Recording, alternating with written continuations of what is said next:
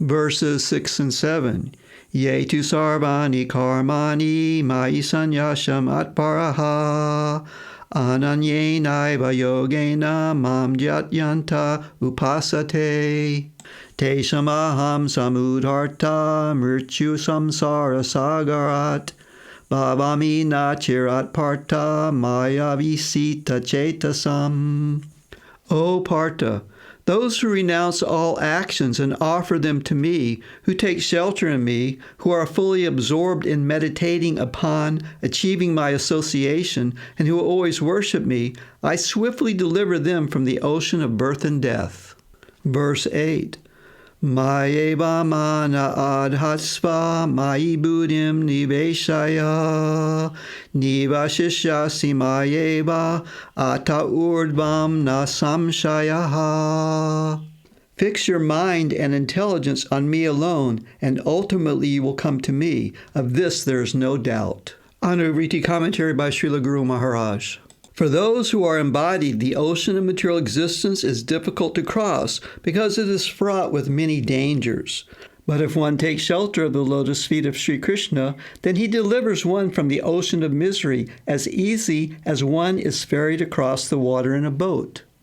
Pritro mahan iha bhavarnavam aplavesham sadvarga nakaram asukena titikshanti Tatvam harer bhagavato bhajaniyam angriam kritvo dupam vyasanam uttara dustaranam.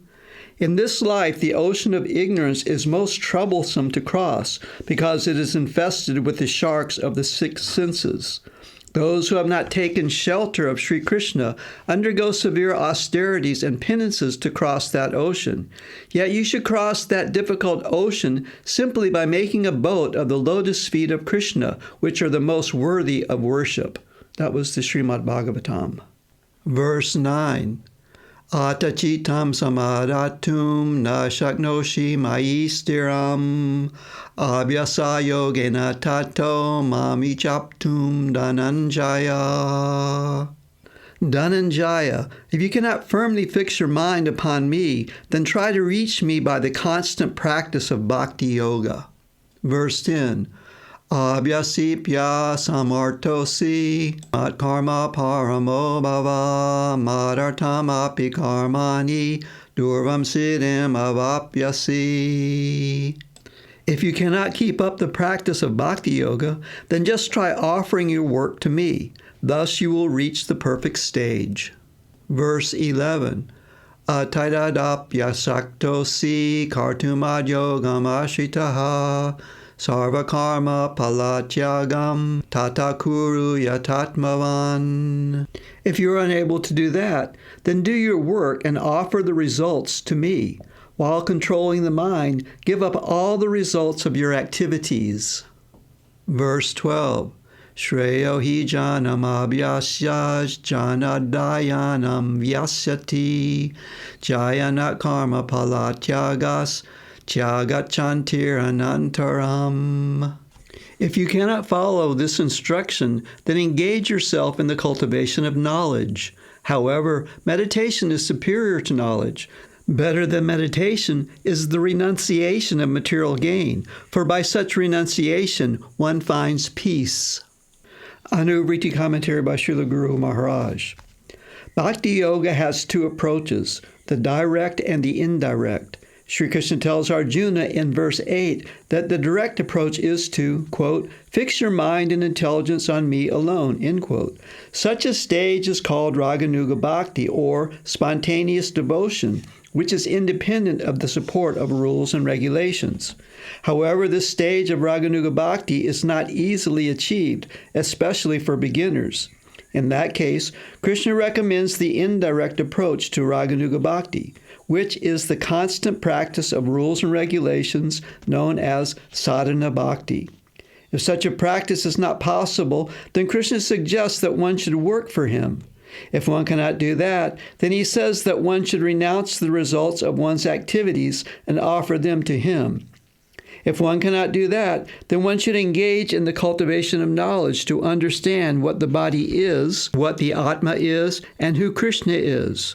One will then gradually advance from whatever stage they are at and progress to the topmost stage of approaching Krishna directly in Raganuga Bhakti.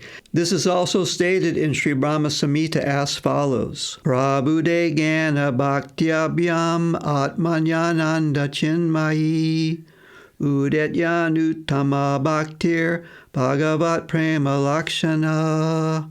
When transcendental experience awakens by means of knowledge and devotion, the highest devotion, which is distinguished by the presence of pure love for Sri Krishna, the beloved of the Atma, awakens in one's heart. That was the Brahma Samhita. Verses 13 and 14. Advaita sarva bhutanam maitra karuna evacha nirmamo nirahankara samadukha sukhaksami santushta satatam yogi yatatma drida nishchayaha mayarpita manobudir yoma bhakta same priyaha. One who is devoid of hatred, who is friendly and compassionate to all living beings, who is devoid of any sense of possessiveness, free of egotism, objective in all circumstances, forgiving, a self-satisfied practitioner of yoga, self-controlled, of strong determination, and whose mind and intelligence is engaged in thinking of me, that person is my devotee and is thus very dear to me. Verse 15. Yasman no vidyate loko, loka no vidyate chaya. Harsha marsha bayo vigir, mukto yatsa chame priyaha.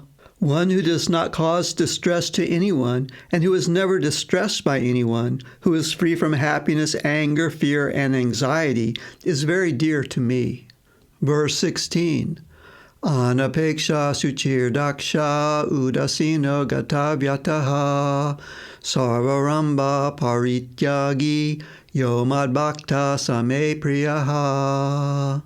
One who is indifferent, pure, expert, dispassionate, free from distress, and who renounces all selfish desires is very dear to me. Verse 17. Yo na hrishati na dvesti, na shochati na kanchati, shubha shubha parityagi, bhakti mamya same priyaha. One who neither rejoices nor envies, who feels neither sorrow nor desire, who rejects both auspiciousness and inauspiciousness, that person has devotion and is very dear to me. Verses 18 and 19.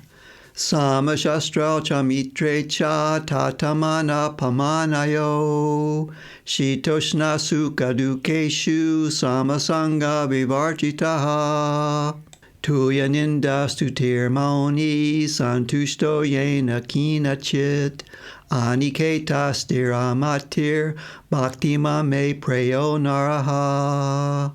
One who is equal to both friends and enemies, equipoised in fame and infamy, heat and cold, pleasure and pain, who is detached, equal to insult and praise, of controlled speech, satisfied in all circumstances, who has no attachment to any residence and is of steady mind, that person has devotion and is very dear to me.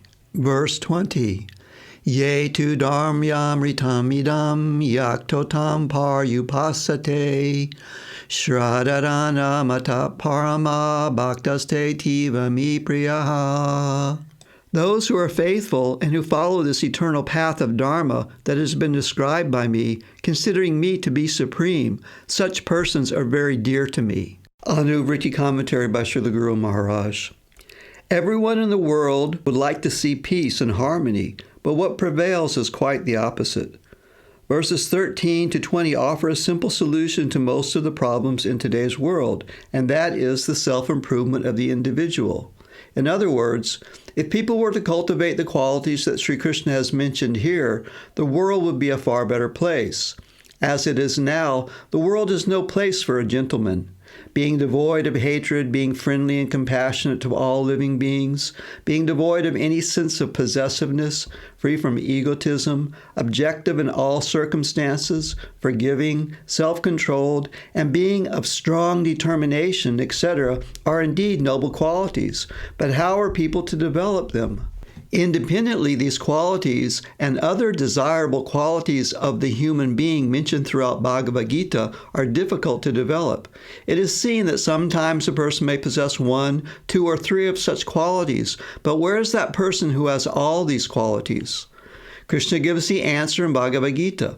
Become a bhakti yogi, take shelter of Krishna, and surrender everything to him. The Atma is naturally complete with all good qualities as could ever be desired by a human being. When one's mind, intelligence, and consciousness are purified by being in association with Krishna through the process of bhakti yoga, all desirable qualities develop. Therefore, the open secret to life is that everyone should become a yogi in bhakti yoga.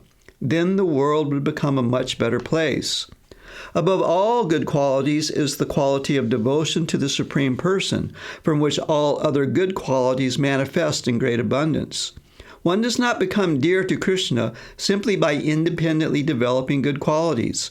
All such qualities must be dovetailed with the quality of devotion.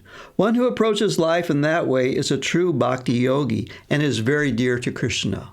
Om Tat Saditi Sri Mahabharate Shata Sahasriyam Samhitayam Vayasikyam Bhishma Parvani Srimad Bhagavad Gita Supanishatsu Brahma Vijayam Yoga Shastri Shri Krishna Arjuna Samvade Bhakti Yogo Nama Dvada Sodhyayaha. Om Tat Sat.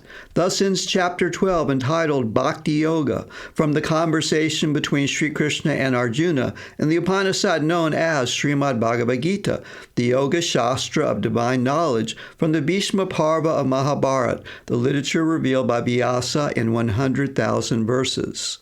So in the next segment, we will begin Chapter 13, Prakriti Purusha Viveka Yoga, the yoga of differentiation between matter and consciousness. Srimad Bhagavad Gita ki jai, Srila Guru Maharaj ki jai, Shri Guru Parampara ki jai, Gaur Premanandi, Hari Hari Bol.